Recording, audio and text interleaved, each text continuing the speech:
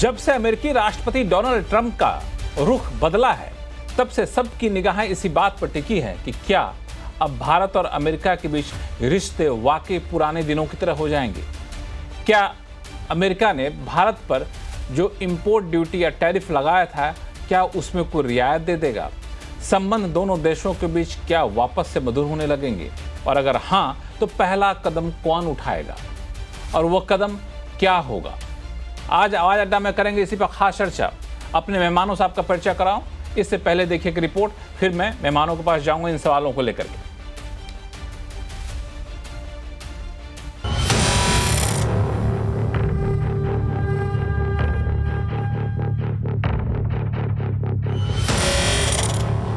अमेरिकी राष्ट्रपति Donald Trump ने मसले सुलझाने की जितनी बेचैनी दिखाई वो अब तक कारगर साबित नहीं हुई है, लेकिन नए मसले खड़े करने के मामले में ट्रंप नित नए प्रतिमान बना रहे हैं। ऐसे में पिछले हफ्ते भारत को लेकर ट्रंप के 2 बयानों से हवा का रुख बदलने के संकेत देखे गए। शुक्रवार को पहले तो ट्रंप ने ट्रुथ सोशल पर लिखा कि लगता है कि हमने भारत और रूस को गहरे काले चीन के हाथों गंवा दिया, जैसे ट्रंप के मन में अपने फैसलों को लेकर कोई प्रायश्चित पनप रहा हो। और उसके चंद घंटों के भीतर संवाददाताओं से बातचीत में वो कहने लगे कि हमेशा पीएम मोदी का दोस्त रहूंगा, भारत अमेरिका संबंधों पर चिंता की कोई बात नहीं। I'll always be friends with Modi. He's great. Prime Minister, he's great. I'll always be friends, but I just don't like what he's doing at this particular moment. But India and the United States have a special relationship. There's nothing to worry about. Trump के इस बयान के बाद प्रधानमंत्री मोदी ने भी गर्मजोशी दिखाते हुए पोस्ट लिखा कि भारत और अमेरिका रणनीतिक साझेदार हैं और वो राष्ट्रपति ट्रंप की भावनाओं की सराहना करते हैं। गौर करने वाली बात यह है कि भारत पर 50% टैरिफ लगने के बाद से प्रधानमंत्री नरेंद्र मोदी का ट्रंप या अमेरिका को लेकर ये पहला बयान है। उनकी बात को आगे बढ़ाते हुए विदेश मंत्री एस जयशंकर ने कहा कि प्रधानमंत्री मोदी भारत यूएस संबंधों को खासी अहमियत देते हैं। I think Prime Minister Modi obviously attaches enormous importance to our partnership with the United States. And where President Trump is concerned, he's always had a very good personal equation with President Trump. But the point is, look, we are engaged, we remain engaged with the United States, and at this time, I can't say more than that. Bharat America रिश्तों में कड़वाहट Trump के tariff war से शुरू जरूर हुआ, लेकिन फिर भारत पाकिस्तान युद्ध विराम में मध्यस्थता के ट्रंप के दावे ने बात को और बिगाड़ दिया। कनाडा में G7 समिट के बाद ट्रंप ने प्रधानमंत्री मोदी को वॉशिंगटन आने का न्योता दिया, लेकिन मोदी नहीं गए। असल में इसी दौरान ट्रंप ने पाकिस्तान के आर्मी चीफ को लंच पर बुला रखा था। अमेरिकी मीडिया के मुताबिक पीएम मोदी ने ट्रंप के नोबेल प्राइज अभियान से जुड़ने से भी मना कर दिया। रूस से तेल खरीद का बहाना न सिर्फ बेतुका बल्कि दोहरे मापदंडों वाला साबित हुआ। लेकिन दूसरी तरफ ब्यूरोक्रेटिक और इकोनॉमिक लेवल पर भारत और अमेरिका के बीच बातचीत जारी है। वाणिज्य मंत्री पीयूष गोयल ने नेटवर्क 18 के साथ बातचीत में उम्मीद जताई कि नवंबर तक ट्रेड डील फाइनल हो जाएगी। ऐसे में क्या ये माना जाए कि ट्रंप के हालिया बयान दोनों देशों के रिश्तों में गर्माहट की वापसी के संकेत है? क्या ये एससीओ में मोदी, पुतिन और शी जिनपिंग के बीच दिखी केमिस्ट्री का असर है? और नए वर्ल्ड ऑर्डर में रूस और चीन के साथ संबंधों की रक्षा करते हुए भारत कैसे अपना पोजीशन बेहतर बना सकता है? इन सारे सवालों का जवाब ढूंढने की कोशिश करेंगे आज आवाज अड्डा में। नमस्कार, मैं हूं लक्ष्मण राय और मेरे साथ इस कोशिश में होंगे मेहमानों का एक खास पैनल। पूर्व डिप्लोमेट एम्बेसडर प्रभु दयाल साहब हैं, जेएनयू में सेंटर फॉर इंटरनेशनल पॉलिटिक्स के चेयरपर्सन प्रोफेसर स्वर्ण सिंह साहब हैं, न्यूयॉर्क से जुड़ रहे हैं अटॉर्नी आनंद आहूजा साहब और वरिष्ठ पत्रकार नरेश कौशिक साहब। और शो में आगे जुड़ेंगी मीरा शंकर मैम, जो कि यूएस में ही एम्बेसडर रह चुकी हैं। तो आप सही मेहमानों का बहुत बहुत स्वागत हमारे शो में। प्रभु दयाल साहब, शुरुआत में आपसे करना चाहूँगा कि ट्रंप ने कहा कि प्रधानमंत्री मोदी एक ग्रेट प्राइम मिनिस्टर हैं और भारत के साथ हमारा बहुत गहरा रिश्ता है। तुरंत प्रधानमंत्री मोदी ने कहा कि हम आपके इन बयान का स्वागत करते हैं। हालांकि माय फ्रेंड शब्द का इस्तेमाल नहीं किया, इसको भी कई लोगों ने गौर किया। लेकिन उन बयान के बाद भारत की प्रतिक्रिया दिए करीब 48 घंटे हो गया। 48 घंटे से कोई बयान आया नहीं, न तो कोई कदम आया। अच्छी बात यह रही कि कोई उल्टे पुल्टे बयान ट्रंप या ट्रंप के एडमिनिस्ट्रेशन की तरफ से भी नहीं आए। इसको क्या माना जाए? लक्ष्मण जी, अपने शो में बुलाने के लिए बहुत बहुत शुक्रिया। मेरे अजीज दोस्त इसमें जुड़े हैं, उनसे भी न्यूयॉर्क से मेरा नमस्कार, और प्रोफेसर स्वर्ण सिंह साहब और बाकी सब पैनलिस्ट से बात करने में मुझे बहुत मजा आएगा। देखिए, ये आप सही नहीं कह रहे हैं कि ट्रंप साहब ने दोस्ती का जिक्र नहीं किया। उन्होंने कहा we will always be friends with Modi, तो दोस्ती जो है वो जाहिर करते रहे। नहीं, अब मेरी बातों को आप सुन नहीं पाए होंगे। मैं ये कह रहा था कि ट्रंप ने जब कहा कि भारत के प्रधानमंत्री ग्रेट प्राइम मिनिस्टर है, भारत के साथ स्ट्रेटेजिक रिलेशन है, तो जवाब जब प्रधानमंत्री का गया एक्स पोस्ट पे, बहुत ही सधा हुआ बयान था। उसमें आमतौर पे माय फ्रेंड ट्रंप जैसे शब्दों का इस्तेमाल नहीं किया गया, ये मैं कह रहा था। एनीवे, लेकिन फिर भी जो पैगाम प्रधानमंत्री मोदी जी ने भेजा वो दोस्ताना था, और दोनों देशों की दोस्ती को भी नजर आता था। अब लेकिन ऐसी दोस्ती से क्या फायदा कि अगर ट्रंप साहब हम पे इतने भारी टैरिफ लगा रहे हैं। देखिए, 50% टैरिफ जो है वो उन कंट्रीज पे लगाया गया है जिन पे सबसे ज्यादा दबाव डाला जा रहा है, ब्राजील और इंडिया। इन 50% और किसी पे नहीं है। और ये कहना कि इंडिया जो है वो रूस से तेल खरीद रहा है, तो भाई देखिए, चीन भी तो रूस से तेल खरीद रहा है, बहुत ज्यादा खरीद रहा है, इसके अलावा यूरोपियन कंट्रीज। तो कुछ ये नजर आता है कि स्पेशली हार्श ट्रीटमेंट इंडिया को दिया जा रहा है। और अगर दोस्ती है तो फिर दोस्त के साथ ऐसा बर्ताव क्यों? देखिए, ये जो ट्रंप साहब ने टैरिफ लगाया, ये दबाव का एक जरिया है। हर तरह से वो दबाव डाल रहे हैं भारत पे कि आप हमारी शर्तें सब मंजूर कीजिए, और जो हम ट्रेड डील जिस तरह की चाहते हैं वो आप स्वीकार कीजिए। लेकिन देखिए, भारत के लिए तो ऐसा करना मुमकिन नहीं है, बिकॉज यहां पर जो एग्रीकल्चरल लॉबी है उसको बहुत नुकसान पहुंचेगा अगर इस तरह की ट्रेड डील को स्वीकार किया जाए।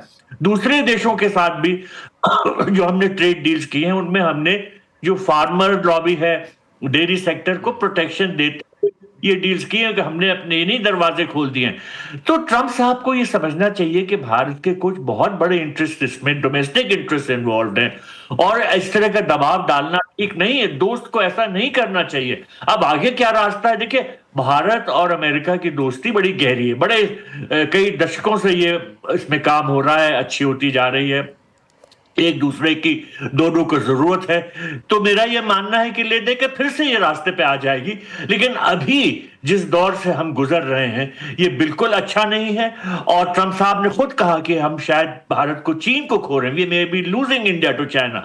चाइना के साथ हमारे रिश्ते कुछ अच्छे हो रहे हैं, लेकिन चीन के साथ जो हमारी बॉर्डर डिस्प्यूट है और जियो पॉलिटिकल डिस्प्यूट है, क्योंकि वो पाकिस्तान की हर तरह से सहायता करते हैं, पाकिस्तान को हथियारों से लेस करते हैं, इस वजह से चीन के साथ हमारे रिश्ते कुछ सीमित ही रहेंगे।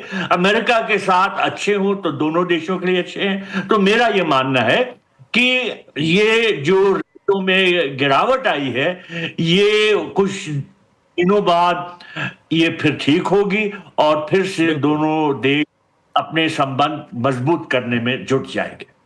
जी, प्रोफेसर स्वर्ण सिंह साहब, दोनों देश संबंध मजबूत करने में जुट जाएंगे, उसकी तरफ क्या डोनाल्ड ट्रंप का शनिवार का बयान एक इशारा माना जाए कि ठीक है, अब जो हुआ सो हुआ, अब हम एक रास्ता निकाला जाए?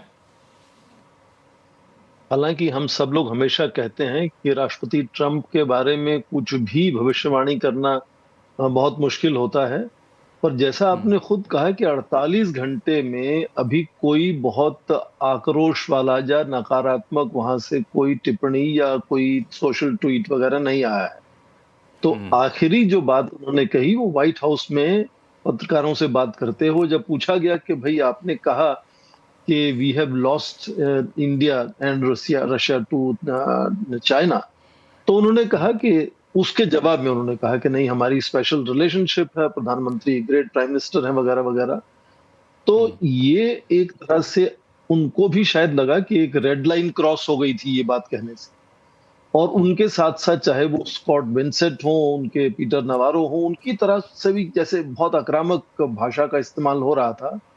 तो वहां भी शायद ये लगा कि शायद डेडलाइन क्रॉस हो रही है, और ये एहसास शायद इसलिए भी हुआ कि जब भारत शंघाई सहयोग संगठन के शिखर सम्मेलन में गया, तो ये भारत का अमेरिका के साथ जो तनाव है, ये रूस और चीन को लगा कि बहुत अच्छा अवसर है उनके लिए भारत को अपने इस खेमे में डालने का।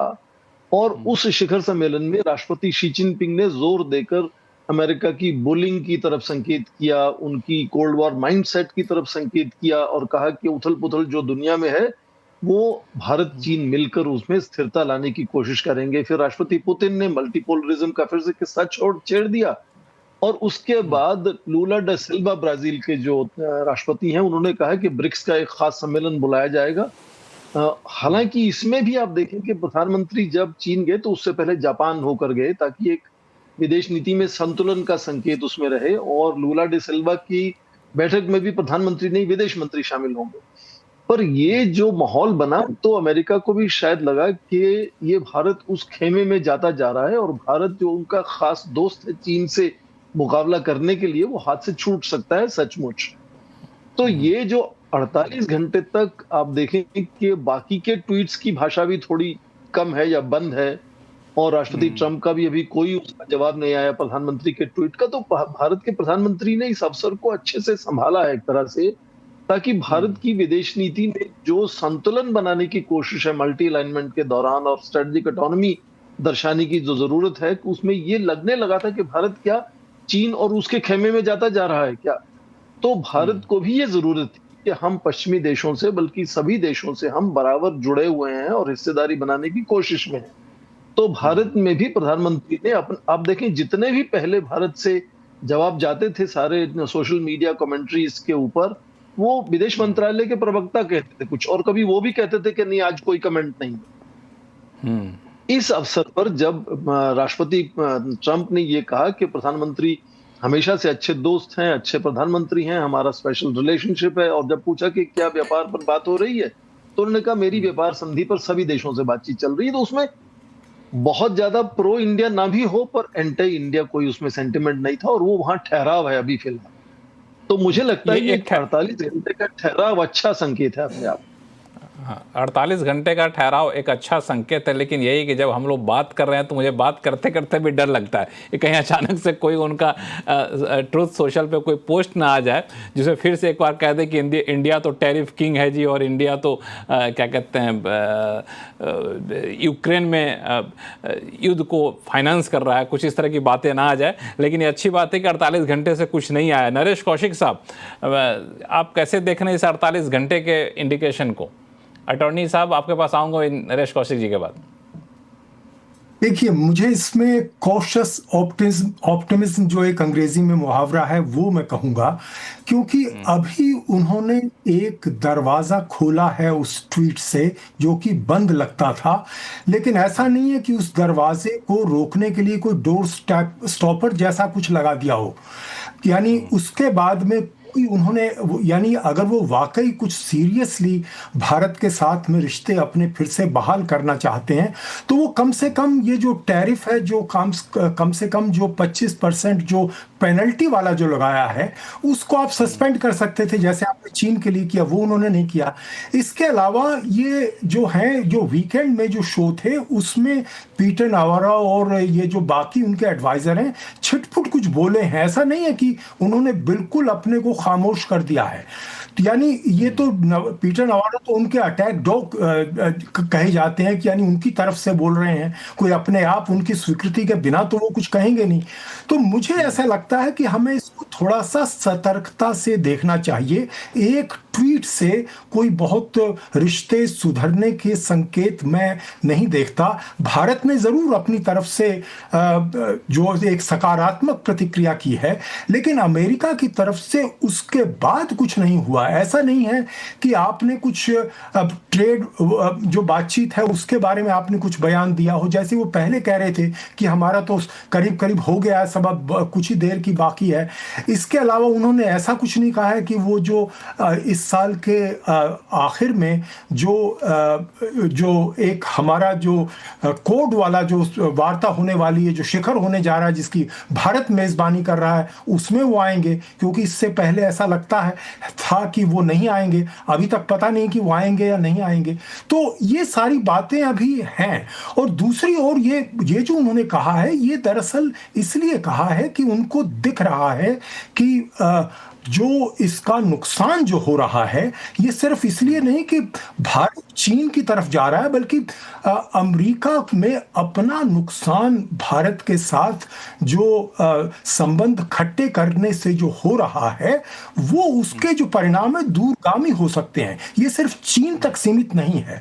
भारत और अमेरिका का जो रिश्ता है, खासकर जो नई टेक्नोलॉजी में जो दोनों के बीच में जो एक संबंध बढ़ रहे थे, इसके अलावा जो सर्विस सेक्टर है, जो इस समय भारत की अर्थव्यवस्था का सबसे महत्वपूर्ण हिस्सा है, वो उसमें भारत बहुत बड़ी भूमिका अमेरिका के लिए निभा रहा है। यानी अमेरिका की वो कंपनियां भारत से अपने को अलग नहीं कर सकती हैं।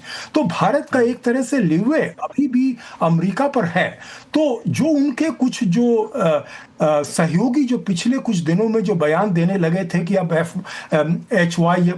H1B जो वीजा है उसको भी खत्म कर दीजिए, भारत के साथ सर्विस सेक्टर से भी सहयोग खत्म कर लीजिए, तो उनको कुछ लोगों ने समझाया है कि नहीं, ये भारत के साथ में आप बिल्कुल इस तरह से कुट्टी नहीं कर सकते हैं। आपको भारत के साथ में रिश्ते सुधारने होंगे। समस्या वही है जिसका जिक्र मैंने पिछले हफ्ते किया था कि उनके जो एडवाइजर्स हैं वो भारत को नहीं जानते हैं। भारत को क्या, वो विदेश नीति को भी नहीं जानते हैं।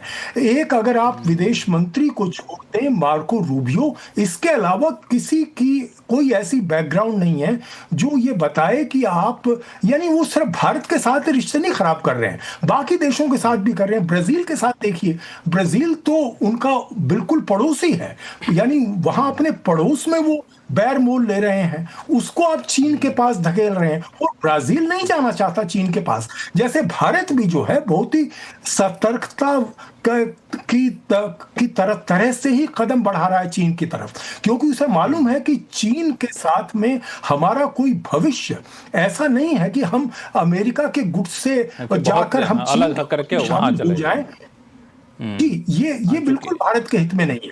तो भारत की जो स्ट्रेटेजिक ऑटोनॉमी वाली जो पॉलिसी है, उसी में भला है, और उसका अमेरिका को सम्मान करना होगा, ये जरूरी है।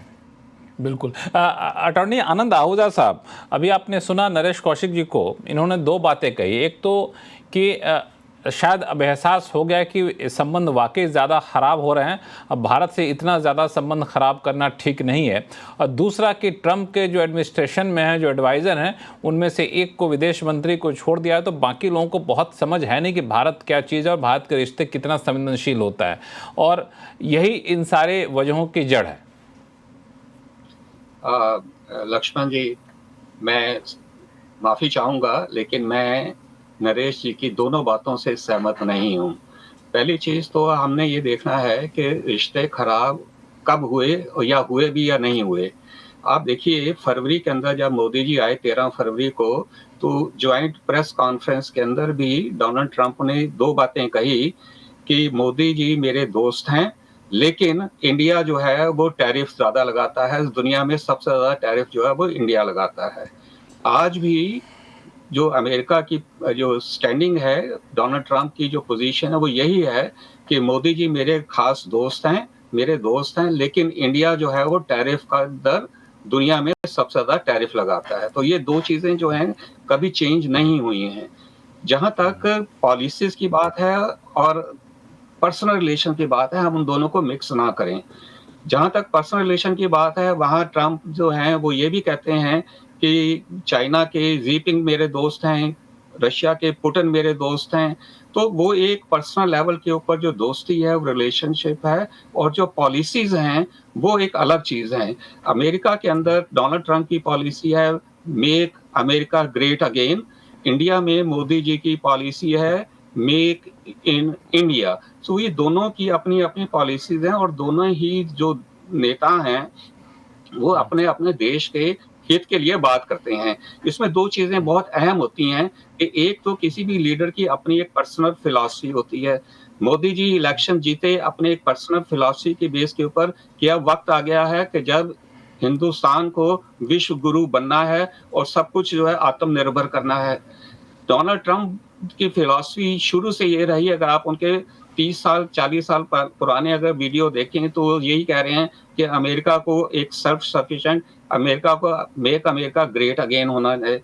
इन दोनों देश के नेताओं ने अपने अपने देशों में इलेक्शन जीता अपनी फिलॉसफी की वजह से, और उसके बाद जनता की उम्मीदें दोनों देशों में बढ़ गई, और फिर जनता की जब उम्मीदें बहुत ज्यादा बढ़ गई तो दोनों देशों के नेताओं के ऊपर एक प्रेशर आ गया। जब ये मुझे एक उर्दू का वो शेर याद आ गया, वो कहते हैं कि कुछ तो होते ही हैं इश्क में सर पर जनू के आसार, और फिर कुछ लोग भी दीवाना बना देते हैं।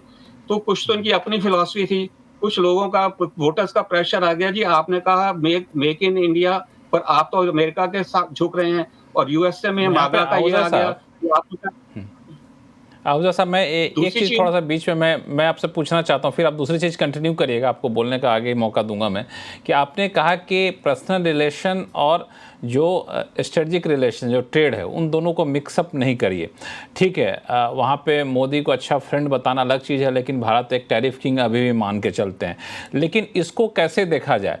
24 घंटे पहले आप कहते हैं कि हमने भारत और रशिया को चीन के हाथों खो दिया, और 24 घंटे बाद जब आपसे पूछा जाता है तो वो कहते नहीं जी ऐसा नहीं है।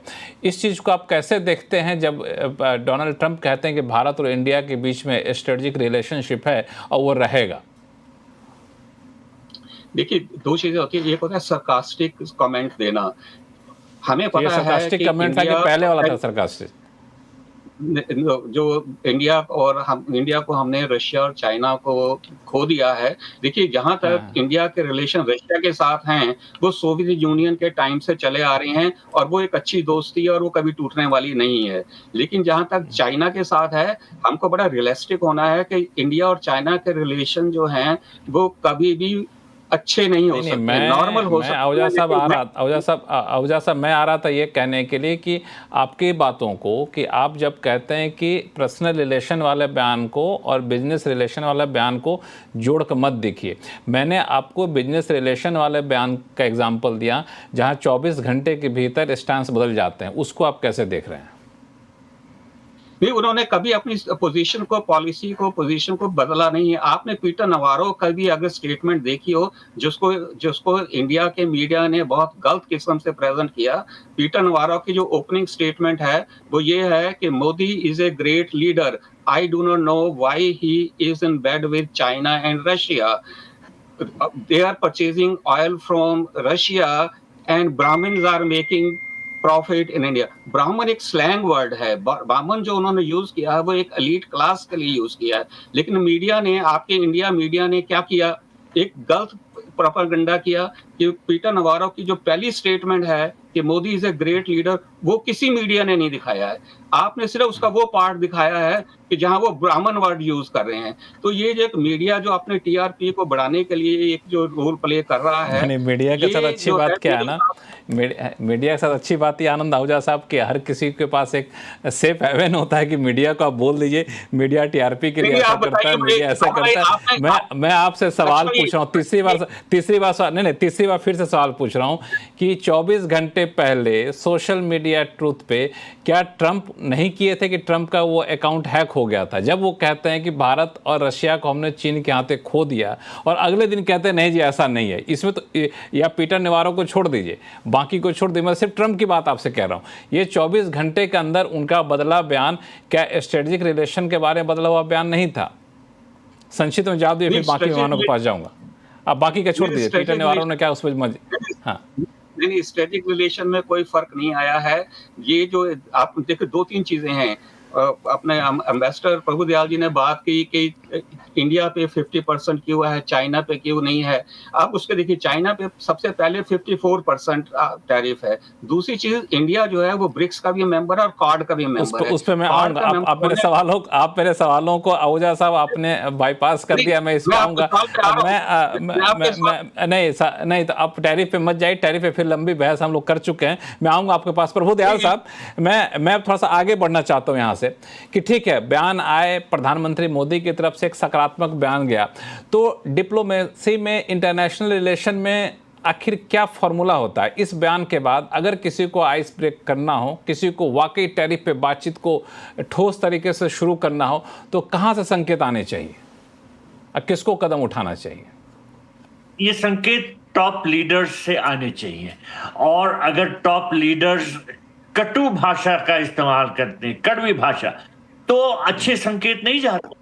अब नहीं, लेकिन दोनों टॉप लीडर ने, ट्रंप साहब ने, नहीं, ट्रंप साहब उसको भूल जाइए। लेटेस्ट ट्रंप का बयान है कि भारत और यूएस के बीच में स्ट्रेटेजिक रिलेशन है, मोदी एक ग्रेट प्राइम मिनिस्टर है। प्रधानमंत्री मोदी ने भी रेसिप्रोकेसी दिखाई, कहा कि हम आपके बयान का स्वागत करते हैं। अब यहाँ से अगला कदम कौन उठाए? यूएस एडमिनिस्ट्रेशन को उठाना चाहिए कि इंडियन नेगोशिएटर को उठाना चाहिए, कि अभी कुछ और ऐसे बयानों को आने दिया जाए ताकि भरोसा जगे? दो ऑप्शन हो सकते हैं ना। नहीं, देखिए, और बयान आएंगे तो और रिश्ते खराब होंगे। हमें कोशिश ये करनी चाहिए कि किस तरह से इन रिश्तों को फिर से पटरी पे लाया जाए, रिश्ते किस तरह से अच्छे हो। डिप्लोमेसी का यही मकसद होता है कि डायलॉग के जरिए किस तरह प्रॉब्लम रिजॉल्व की जाए। तो बैक चैनल डिप्लोमेसी तो चल रही है, और हमें ये कोशिश करनी चाहिए कि जल्द से जल्द जो हमारी ट्रेड टॉक्स चल रही थी, जो रोक दी गई, वो फिर से रिज्यूम की जाएं, और हम किसी ना किसी तरह से दोनों साइड्स बैठ के कोई रास्ता निकालें। ये आसान काम नहीं है। देखिए, कुछ तो हमको कंसेशंस देने के लिए तैयार होना होगा। ये नहीं कि हम पूरी तरह से मार्केट खोल दें, लेकिन बहुत सी चीजें हैं जैसे सनफ्लावर ऑयल, सोयाबीन ऑयल, ये जो है हम बहुत भारी मात्रा में इंपोर्ट करते हैं, खासतौर पे ब्राजील और अर्जेंटीना से। हमें ये कोशिश करनी चाहिए कि अमेरिका को कन्विंस करें कि हम आपके लिए इतना कोटा रख देंगे, हम आपसे इंपोर्ट करेंगे। तो कुछ तो हमको संकेत देने होंगे अगर हम चाहते हैं कि रिश्ते हम फिर से अच्छे करें। और जरूरी है, क्योंकि अमेरिका के साथ खराब करके रिश्ता हमें किसी तरह का फायदा नहीं होगा। देखिए, अमेरिका ने अपनी जो वीजा रेगुलेशंस अभी सितंबर से लागू किए हैं, उससे हमारे स्टूडेंट्स को बहुत नुकसान हो रहा है, और वेटिंग पीरियड इतना हो गया है कि वो बेचारे वीजा ही नहीं उनको मिल पा रहा है, और मिलेगा भी तो बहुत मुश्किल शर्तों से। तो ये सब संकेत हैं कि किस तरह से अमेरिका अपनी पॉलिसीज टाइट कर रहा है, और हमें बहुत नुकसान हो रहा है। खास तौर पर ये ट्रेड टॉक अगर हो तो हमारे लिए कि अमेरिका मार्केट बहुत इंपॉर्टेंट है, हम इसको खो नहीं सकते। हमारी जो इंडस्ट्री है, इसका बहुत नुकसान होना है। तो हमें ये कोशिश करनी चाहिए कि किसी न किसी तरह से सही संकेत जाए, बातचीत फिर से रिज्यूम हो और रास्ता निकाला जाए, न कि जो रिश्तों में गिरावट हो रही है इसी तरह से और आगे। प्रोफेसर स्वर्ण सिंह साहब, यहाँ से अगर हमें अब सबसे बड़ा पॉजिटिव क्या है कि हम ट्रेड टॉक को वापस से शुरू करें, तो ट्रेड टॉक वापस शुरू करने से पहले क्या कुछ और पॉजिटिव बयान का इंतजार कर लें हम लोग कि वाकई ट्रंप एडमिनिस्ट्रेशन चाहता है कि अब हमें अच्छे से रिश्ते बना के रखने हैं, कि नहीं इतने पर हम लोग शुरू कर सकते हैं? एक तो पहले एम्बेसडर प्रभु दयाल की बात को मैं दोहराऊंगा कि रिश्ते बिल्कुल खराब नहीं हुए हैं। बहुत से दूसरे क्षेत्रों में बातचीत भी हो रही है, हिस्सेदारी भी बनी हुई है। हाल ही में एक 2+2 डायलॉग जो होता है, रक्षा मंत्री, विदेश मंत्री भारत के रक्षा सचिव और विदेश सचिव से बात करते हैं अमेरिका से, वो भी रिवाइव हुआ है। तो क्योंकि रिश्ते कई दशकों से कई क्षेत्रों में बने हुए हैं, तो बहुत सी जगह काम अभी चल रहा है। पर क्योंकि बड़े यदि राष्ट्राध्यक्ष की तरफ से संकेत नकारात्मक आते हैं, तो एक जो परसेप्शन है उसमें लगने लगता है कि तनाव है, टकराव है, और उसकी परेशानी और उसका खामियाजा होता है अलग से। तो इसलिए यदि राष्ट्रपति ट्रंप चाहे कि टकराव होना चाहिए भारत के साथ, तो उसका नुकसान होगा भारत को, उसका नुकसान अमेरिका को भी होगा। तो क्योंकि उस बड़े संकेत में बदलाव आया है कि अब राष्ट्रपति ट्रंप ने जो आखिरी बार भारत के बारे में टिप्पणी की, वो सकारात्मक टिप्पणी थी और भारत चाहेगा और भारत कोशिश कर रहा है। आप देखें कि कॉमर्स मिनिस्टर पीयूष गोयल बार-बार कह रहे हैं कि उनको पूरी भरोसा है कि नवंबर से पहले एक किसी तरह का बायलैटरल ट्रेड एग्रीमेंट हो जाएगा। विदेश मंत्री भी कह रहे हैं कि हाँ, इनकी दोस्ती हमेशा से थी इस तरह से और रहेगी भी। तो ये जो वहां से एक अवसर मिलता है भारत को कि किस तरह से फिर से ताल्लुकात अपने अच्छे बनाए जाएं। आफ्टर ऑल आप देखें कि अमेरिका दुनिया की सबसे बड़ी शक्ति है, सबसे बड़ी आर्थिक व्यवस्था है, सबसे ज्यादा अति आधुनिक शोध, नवाकार तकनीक वहां होती है। तो उससे दोस्ती और हिस्सेदारी बनाए रखना अपने आप में भारत के लिए अच्छा है, यदि भारत विकसित भारत बनना चाहता है। पर हाँ, ये अलग बात है कि वो दोस्ती किसी दूसरे देश की दोस्ती के कॉस्ट पर नहीं होनी चाहिए। ये नहीं कि रूस और चीन से हम हटकर अमेरिका से दोस्ती करेंगे, पर यदि इस तरह का रास्ते और अवसर खुलते हैं तो भारत जरूर अपनी बात आगे बढ़ाएगा और हिस्सेदारी आगे बढ़ाएगा, क्योंकि जिस तरह का निर्यात भारत से अमेरिका को होता है वो उसमें मुझे लगता है निर्यातकों को ज्यादा फायदा है, क्योंकि आप एक विकसित देश में निर्यात कर रहे हैं। जेम एंड ज्वेलरी खासकर देखें, जिस तरह से हाई वैल्यू प्रोडक्ट्स जो हैं, तो वो यदि अमेरिका में व्यापार बना रहता है तो हमारे अपने देश के लिए अच्छा है, हमारे निर्यात के लिए अच्छा है। बिल्कुल विकल्प मिल सकते हैं, पर विकल्पों में समय लगेगा। विकल्पों में समय लगेगा। नरेश कौशिक साहब, एक हम लोग भारत की तरफ से एक सकारात्मक संकेत देने के लिए हमारे पास दो ऐसे मौके हैं। एक तो ब्रिक्स, उसकी अध्यक्षता हम करने जा रहे हैं, जो यूएस को नागवार गुजरता है ये संगठन। दूसरा, संयुक्त राष्ट्र महासभा की बैठक में शामिल होने की बात थी, तो अब हुआ कि प्रधानमंत्री नहीं जाएंगे, विदेश मंत्री जाएंगे। तो यहाँ पे क्या हम लोग कुछ आगे बढ़ के कदम उठा सकते हैं क्या, जो एक संकेत जाए यूएस को कि हम आपके हितों का भी ख्याल रख रहे हैं? देखिए, भारत की तरफ से तो बातचीत बंद नहीं हुई है। भारत की तरफ से तो बातचीत अभी भी चल रही है। अगर आप गोयल जी का बयान देखें तो उनके हिसाब से तो नवंबर में समझौता होने की संभावना है, जिसका मतलब ये है कि बातचीत उनके छोटे लेवल पर यानी जूनियर लेवल पर बातचीत चल रही है। दूसरी बात ये है कि भारत ने तो काफी कंसेशंस इस ट्रेड डील में दिए हैं। ये बात आम तौर पर जो बात इन बातचीत से जुड़े हैं वो लोग ये मानते हैं। भारत ने ट्रंप के इनका कार्यकाल शुरू होने से पहले ही कुछ अमेरिकी आयात पर पहले ड्यूटीज कम कर दी थी, यानी भारत की तरफ से तो सकारात्मक संकेत पहले ही दे दिए गए थे। अब ये कहना कि ये मामला ये भारत और अमेरिका के बीच में जो दरार आई है ये हम क्योंकि रूस से तेल खरीदने, ये तो मैं समझता हूं कि छलावा है, ये अपने आप को धोखा देना है। ये बात दरअसल ये जस्टिफाई करने के लिए पीटर नवारो और खुद ट्रंप कह रहे हैं इतने दिन से। इस बात को अमेरिका के जो पूर्व अधिकारी हैं और इस समय भी जो वहां पर जो वरिष्ठ व्यक्ति हैं जो आर्थिक और राजनीतिक और कूटनीतिक दृष्टि से जो काफी अहम माने जाते हैं, वो सबके पिछले 2 हफ्ते के अगर आप बयान देख लीजिए तो वो यही कहेंगे कि ये तो जो है ट्रंप की नाराजगी है, क्योंकि भारत ने उनको वो श्रेय नहीं दिया उसका समझौता कराने का। इसलिए ये यानी पाकिस्तान के साथ जो हमारी 3 दिन की लड़ाई हुई थी उसको रुकवाने का श्रेय हमने ट्रंप को नहीं दिया। इस वजह से ट्रंप नाराज है और यही बात है। वरना अगर आप टैरिफ्स की बात करें, अगर आप ये देखें कि जो रूस की अर्थव्यवस्था को सबसे ज्यादा कौन मजबूत कर रहा है, चीन कर रहा है और यूरोपियन देश कर रहे हैं। अमेरिका खुद माल खरीद रहा है। अभी मैंने पिछले हफ्ते एक रिपोर्ट देखी है, उसके हिसाब से अमेरिकी आयात रूस से बढ़े हैं जब से ट्रंप आए हैं सत्ता में। तो ये तेल की बात तो बिल्कुल वाजी नहीं है। तो असल में जो है रिश्ता हमारा तभी सुधरेगा जब इस बात को ये स्वीकार करेंगे कि देखिए हमारी तरफ से ये गलती हुई है, हमने भारत को अंडर एस्टिमेट किया। उनको लगता था कि भारत को उसी तरह से बुली कर लेंगे जैसे उन्होंने अपने बाकी सारे सहयोगी देशों को कर लिया, चाहे वो यूरोप यूरोपीय देश हो, चाहे वो जापान हो, चाहे वो दक्षिण कोरिया हो, लेकिन भारत को आप बुली नहीं कर सकते। और दूसरी बात यह है कि अगर आप बुली को आप अगर रिस्पोंड करेंगे तो वो आपको और बुली करेगा। तो भारत का मैं समझता हूं ये जो रुख है, इसकी तरफ भारत के ही देश नहीं पूरी दुनिया के देश देख रहे हैं और उसकी सराहना हो रही है।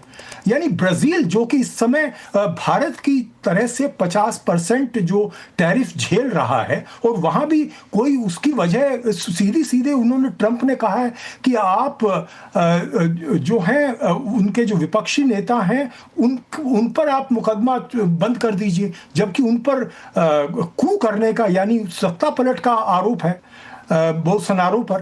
तो ऐसे इस तरह से आपने उन पर ट्रंप वो लगा दिया, तो ब्राजील में भी भारत की इस बात का समर्थन कर रहे हैं। इसी तरह से आप दक्षिण अफ्रीका देख लीजिए, दक्षिण अफ्रीका पर आपने आरोप लगा दिया कि वहां वो जो गोरे जो किसान हैं आप उनके साथ में बदसलूकी कर रहे हैं। इस तरह की कहीं कोई रिपोर्ट नहीं है, ये कहीं से ट्रंप ने कहीं से कहां पढ़ लिया और उसका जिस तरह से एक तरह से अपमान करने की कोशिश की थी दक्षिण अफ्रीका के राष्ट्रपति का व्हाइट हाउस में, उसके बाद भी उन्होंने अपना धैर्य रख के उससे निकल आए वो। तो असल में समस्या ये है कि ये बात समझनी होगी अमेरिका को कि भारत एक महत्वपूर्ण देश है और आप उसको इससे नजरअंदाज नहीं कर सकते। और ये दरअसल मामला, ये बात सही है कि भारत स्ट्रेटेजिक पार्टनर नहीं है, लेकिन भारत एक पार्टनर तो है और महत्वपूर्ण पार्टनर पिछले 20 साल से रहा है। उस पार्टनरशिप को आप सिर्फ अपने ईगो की वजह से आप खत्म कर देंगे, ये थोड़ी कोई बर्दाश्त करेगा। बिल्कुल। और यही वजह है कि नरेश के अंदर ये स्वर उठ रहे हैं। अब तो यहाँ तो आप जो कह रहे हो तो बिल्कुल उल्टी बात हो जा रही है, क्योंकि आप कह रहे हैं कि यूएस वाले कहें कि भाई जो हो गया गलती हो गया, हम लोग संबंधों को सुधारेंगे। उल्टा यूएस की तरफ से आ रहा है कि भारत गलती माने जो हो गया और वापस से रिश्ता यहाँ पर लाए। हमारे साथ जुड़ चुकी हैं मीरा शंकर मैम, जो कि यूएस में खुद हाँ नहीं वही उस पर मैं चर्चा करूंगा। मीरा शंकर मैम जुड़ चुके हैं, जो कि यूएस में खुद एम्बेसडर भी रह चुकी हैं। मैम, हम लोग अभी चर्चा कर रहे थे, बड़ा ही सही समय पर आप जुड़े इस शो में।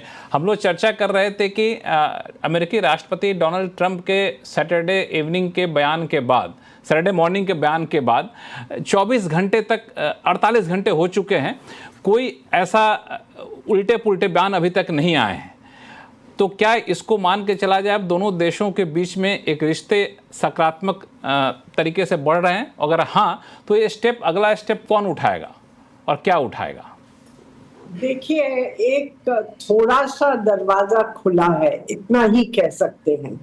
इसको ये नहीं कह सकते कि रिश्ते रीसेट हो गए हैं, पर ये है कि जो तनाव बढ़ रहा था और जिस तरीके की बयानबाजी भारत के खिलाफ हो रही थी अमेरिका में, उसको लेके ट्रंप साहब ने कुछ मॉडरेट मैसेज भेजा है और मोदी जी ने भी उसको उसका जवाब अच्छे तरीके से दिया है। तो एक तरीके से ये कहिए कि दोनों साइड से कुछ कोशिश है कि रिश्ते बिल्कुल ही पटरी से उतर नहीं जाएं, और यूएस में भी ये चिंता है या निंदा भी करी है ट्रंप की राजनीति का कि आप भारत को खो भी सकते हैं। और जब पुतिन, शी जिनपिंग और मोदी जी की तस्वीरें आई हैं तो ट्रंप साहब ने मैसेज भी किया कि हम रूस और भारत को खो रहे हैं एक काले चीन को। तो उसके बाद फिर ये मैसेज आया है। पर दूसरी तरफ से टैरिफ तो लागू ही है, तो एक तरीके से जो स्थिति थी वो तो अभी बनी हुई है, पर जो बयानबाजी हो रही थी वो थोड़ी सी रुकी है या थमी है।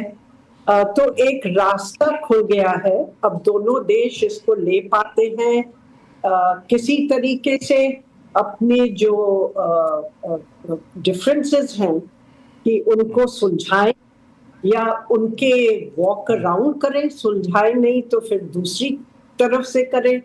अगर सीधी बात नहीं बनती तो कुछ उसको घूम के बातचीत चलाए, तो ये देखना पड़ेगा अगर ये होता है हालांकि या नहीं होता है, क्योंकि दूसरी तरफ यूएस ये भी कह रहा है कि अब हम रूस पे दूसरे सैंक्शंस लगाने की तैयारी कर रहे हैं। हालांकि आपने भी बहुत ही संभल के बोला कि ये बयानबाजी थमी है, रुकी है, इस शब्द से आपने परहेज किया।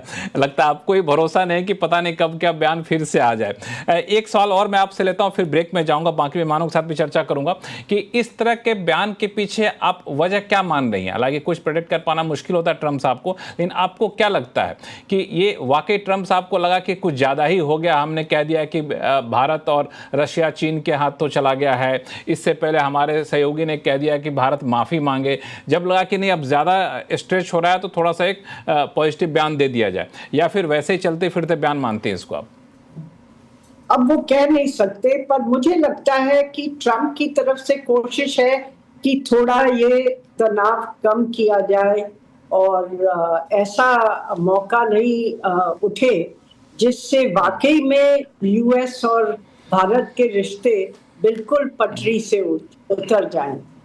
तो बट वही मैंने कहा कि अनप्रिडिक्टेबल है, कोई स्थायी रिश्ता तो है नहीं अभी, इधर भी जा रहा है उधर भी जा रहा है। और रूस की तरफ थोड़ा सख्ती करने की चर्चा है अब यूएस में कि सेकेंडरी सैंक्शंस लगाने वाले हैं।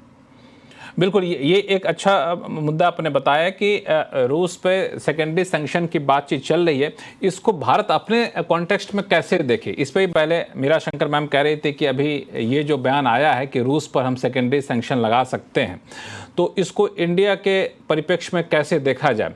आनंद आहूजा साहब, ये सेकेंडरी सैंक्शन रूस तक ही रहना चाहिए, बदले रुख में भारत को कम से कम अब छोड़ देना चाहिए, क्योंकि रूस के नाम पे 25% एडिशनल टैरिफ पहले ही यूएस लगा चुका है? लक्ष्मण जी, जो हकीकत है वो सेकेंडरी सैंक्शंस का मतलब तो यही होता है कि जो देश रूस के साथ इस वक्त व्यापार कर रहे हैं उन देशों के ऊपर एडिशनल लगाया जाए टैरिफ, ताकि जो है उसका इनडायरेक्ट या डायरेक्ट असर जो है वो रशिया की इकोनॉमी पर पड़े। तो इसमें चाइना, यूरोप भी शामिल रहेंगे? चाइना भी होगा, यूरोप भी शामिल रहेगा। यूरोप से तो अभी कुछ दिनों के पीछे कुछ दिनों से ये बातचीत भी चल रही है सेकेंडरी सैंक्शंस के बारे में कि अभी समय आ गया है जब यूरोपियन यूनियन के ऊपर भी सेकेंडरी सैंक्शन लगाई जाए। मैं एक बात कहना चाहूंगा कि आपके वो पैनलिस्ट नरेश जी ने एक बात कही कि इंडिया पार्टनर तो है, स्ट्रेटेजिक पार्टनर नहीं है। मैं उस बात से एग्री नहीं करता हूं कि इंडिया जो है वो बहुत एक स्ट्रेटेजिक पार्टनर है यूनाइटेड स्टेट्स का, आप उसको रूल आउट नहीं कर सकते हैं। स्पेशली जो अमेरिका की पॉलिसी है ताइवान के कंसर्न में, उसमें इंडिया का एक बहुत महत्वपूर्ण रोल है। आप ये नहीं कह सकते हैं कि इंडिया एक स्ट्रेटेजिक पार्टनर नहीं है, इंडिया एक पार्टनर है। दूसरी चीज, बात चल रही थी तो स्वर्ण सिंह जी ने बात कही कि साइड बाय साइड जो है वो नेगोशिएशन चल रही है। मैं एक बात पे कहना चाहूंगा कि इस वक्त जबकि हम ये कह रहे हैं कि इंडिया और यूएसए के रिलेशन ठीक नहीं है, उस वक्त भी अलास्का के अंदर जहां तक आर्मी की ज्वाइंट ड्रिल है वो चल रही है आज भी। तो आप ये नहीं कह सकते हैं कि ये एकदम ही रिलेशन पटरी से उतर गए हैं, पटरी से अभी नहीं उतरे हैं।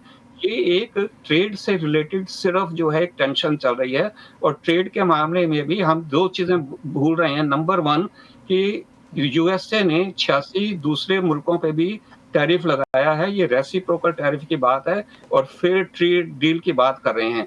सिर्फ हमको फोकस जो है 50% पे बार बार नहीं करना चाहिए, 25% तो रहेगा ही।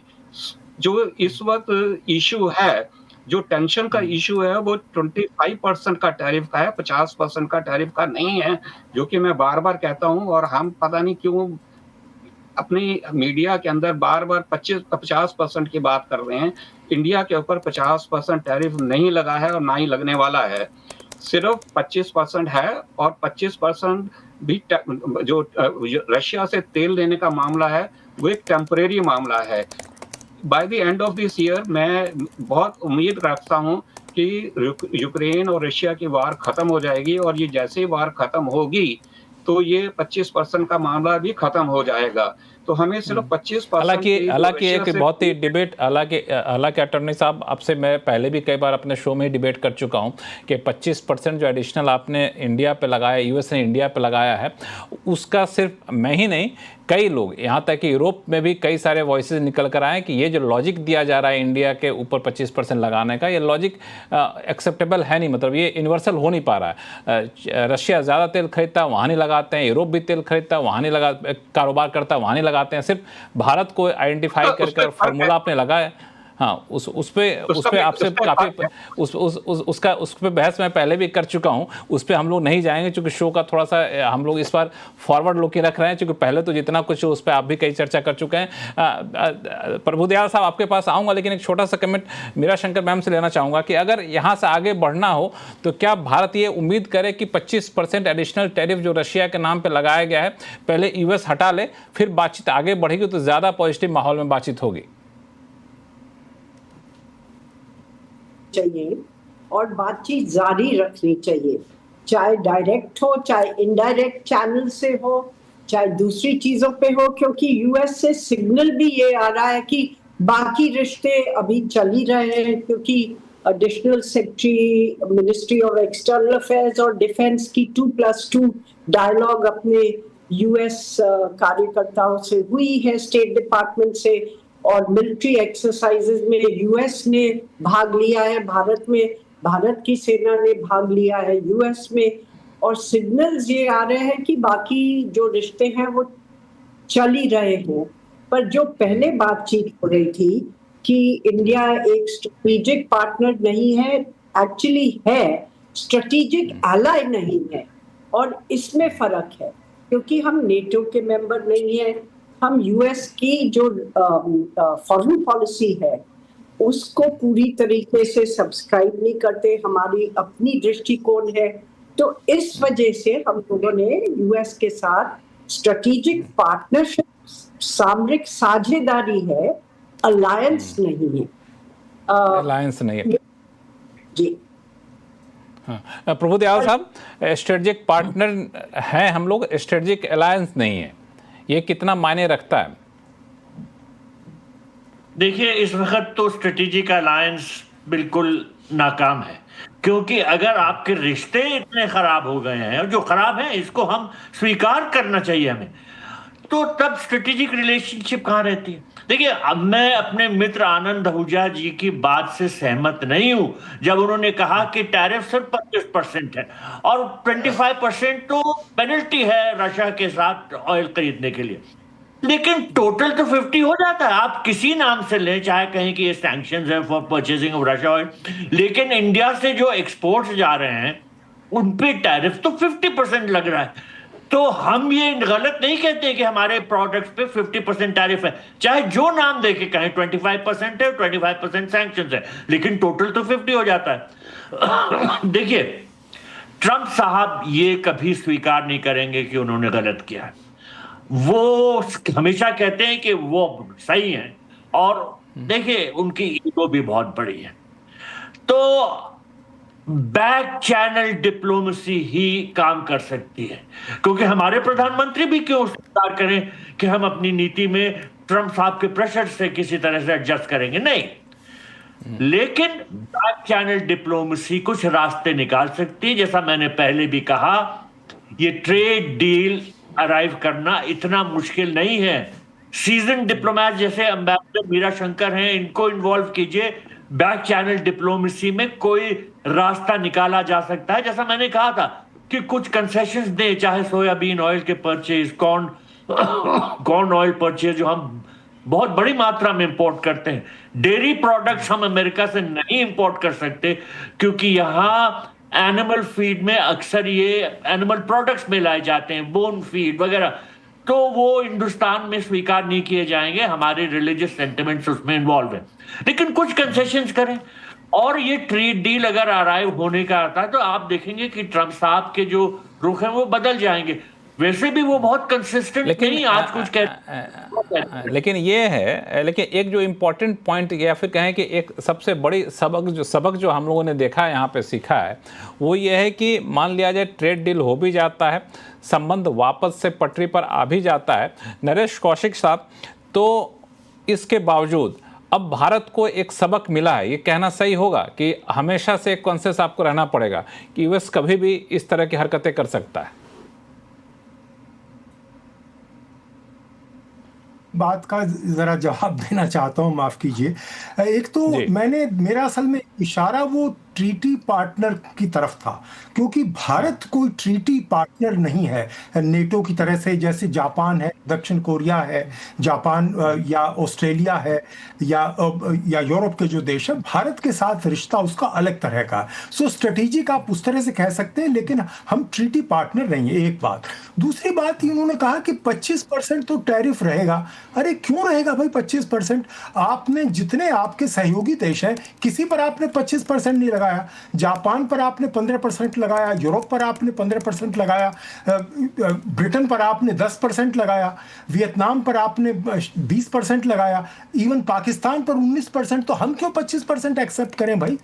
तो मुझे लगता है कि ये भारत के साथ में ज्यादती होगी अगर ये 25% पर करते हैं। लेकिन मुझे ऐसा लगता है कि बातचीत चल रही है और पीयूष गोयल जी किसी ना किसी उसमें हल जरूर निकालेंगे। आनंद आहूजा साहब को जोड़ना चाहते हैं।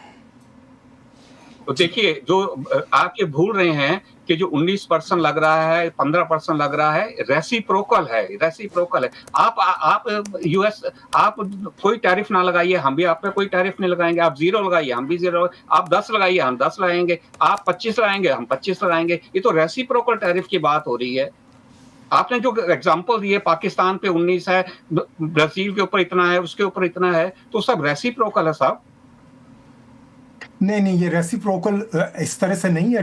ये तो सारे ट्रेड एक्सपर्ट इस बात को कह चुके हैं कि ये टैरिफ जो है, जो बहुत ही अफ्रीका के देश कैसे जिसमें 40% आपने लगा दिया, वो कैसे आप उस तरह से नहीं ये होता है रेसिप्रोकल। ये सारा इस तरह से नहीं होता। भारत तो कुछ चीजों में तो भारत 0% टैरिफ पर तैयार हो रहा था। ये तो सारा एग्रीकल्चर। हम भी 0 लगाएंगे। आप 0 लगाइए, हम भी 0 लगाएंगे ना सर। आप 0 लगाइए, हम भी 0 लगाएंगे। हम तो कहते हैं होना ही चाहिए टैरिफ। जी, ये तो खैर दूसरी बहस है। और जो है ये देखिए इस तरह से नरेश कौशिक जी अपनी बात पूरी करिए। हाँ जी, मैं जो बात कह रहा हूं कि ये जो है ट्रंप ये कहते हैं कि टैरिफ्स उनकी डिक्शनरी में सबसे महत्वपूर्ण, इसे ब्यूटीफुल वर्ड वो कहते हैं, इससे सुंदर वाक्य। और ये 1980 से ये बात कर रहे हैं टैरिफ्स की। और ये टैरिफ की पॉलिसी 1930 में जो एक बार अमेरिका के राष्ट्रपति ने जो लगाई थी, हुवर ने, वो कितनी बुरी तरह से फेल हुई थी, उसी का लोग उदाहरण दे रहे हैं कि ये भी वैसे ही फेल होगी। अभी फ्राइडे को, यानी पिछले शुक्रवार को, जो फिगर्स आई हैं अमेरिका के अनएम्प्लॉयमेंट की, बेरोजगारी बढ़ रही है वहां पर, इन्फ्लेशन बढ़ रही है, और ये टैरिफ्स का धीरे धीरे असर शुरू हो गया है और आगे जाके होगा। तो अमेरिका के ही लोग ये कह रहे हैं कि भाई ये जो वहां फैक्ट्रियां बंद हो रही हैं, बहुत सारे छोटे छोटे दुकानदार जो हैं खत्म हो रहे हैं, वहां पर जिस तरह से इन्होंने वो जो टैक्स जो $800 तक ये कितना दबाव कर, ये कितना दबाव बनाएगा ये सारे फैक्टर, जो घरेलू फैक्टर है। मीरा शंकर मैम हमारे साथ जुड़ चुकी हैं। मैम, ये वहाँ पे बेरोजगारी का बढ़ना, महंगाई का बढ़ना, ये सारी चीज़ें ट्रंप पे कितना दबाव बनाएगा भारत के साथ संबंध बेहतर करने के लिए? क्योंकि जब ट्रंप दूसरी बार चुनाव लड़ रहे थे तो भारत डायस्पोरा के जो लोग वहाँ पे थे उन्होंने काफ़ी समर्थन भी किया था, और अब स्थिति इस हद तक पहुँच चुकी है। देखिए, भारत के लिए यूएस नंबर 1 सबसे ऊपर है व्यापार में पार्टनर, और हम लोग एक्सपोर्ट करते हैं यूएस को, वो हमारा नंबर 1 बाजार है। जो संतुलन है व्यापार का, वो भारत के हित में है। बहुत ज्यादा नहीं है, 45 बिलियन, जबकि आप देखिए तो चीन का 300 बिलियन के करीब सरप्लस है यूएस के साथ। तो एक तरीके से भारत के ऊपर इतने भारी टैरिफ लगाने से न तो जो ट्रम्प कहते हैं टैरिफ लगा रहे हैं ताकि मैन्युफैक्चरिंग वापस यूएस में आए और जो यूएस की अर्थव्यवस्था में समस्याएं आई हैं वो हल हो, वो तो इससे नहीं होंगी क्योंकि भारत उनका 10वां ट्रेडिंग पार्टनर है। उस हमारे से ऊपर 9 ट्रेडिंग पार्टनर्स हैं और ज्यादातर इनके सबके ट्रेड सरप्लस हैं यूएस के साथ, कहीं गुना ज्यादा भारत के ट्रेड सरप्लस को लेकर। जो सर्विसेज ट्रेड है दोनों देशों के बीच में वो तो करीब करीब संतुलित है क्योंकि $3 बिलियन का सरप्लस है इंडिया के हित में। कुल मिला के सर्विसेज और गुड्स में 45 बिलियन का है। तो इससे कोई प्रभाव तो पड़ेगा नहीं मुझे लगता है यूएस की अर्थव्यवस्था पे, पर बाकी दुनिया में भी उन्होंने टैरिफ्स लगाए हैं तो इसका तो प्रभाव पड़ेगा, एकदम से नहीं पड़ेगा क्योंकि कई देशों ने बहुत पहले ज्यादा माल भेज दिया है यूएस को जो वेयरहाउसेस में अभी रखा है, तो 1-2 महीने तो टल जाएंगे पर उसके बाद इसका प्रभाव पड़ेगा। और जो बेरोजगारी है वो बढ़ी है और इन्फ्लेशन भी बढ़ने के कुछ कुछ सिग्नल्स आ रहे हैं। तो एक तो ये जब अर्थव्यवस्था बिगड़ेगी 2-3 महीने बाद, जो सब आर्थिक एक्सपर्ट्स कह रहे हैं ऐसा ही होगा, तब ट्रम्प साहब पे दबाव पड़ेगा। दूसरा, जब के मिड टर्म इलेक्शंस होंगे अगले साल, हाँ, वो भी एक इम्पोर्टेंट फैक्टर है। कांग्रेस के लिए, हाउस ऑफ रिप्रेजेंटेटिव्स के लिए, जो उनके लोकसभा का जैसा हाउस है नीचे, हर 2 साल वहां इलेक्शन होते हैं, तो उसमें अगर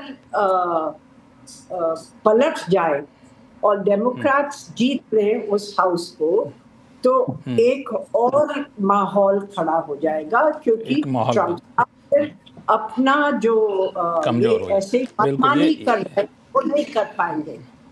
बिल्कुल, ये सारे फैक्टर हैं जिस पर हम लोगों को आने वाले दिनों में नज़र रखनी होगी, जो भारत और अमेरिका के बीच संबंधों को तय करेंगे।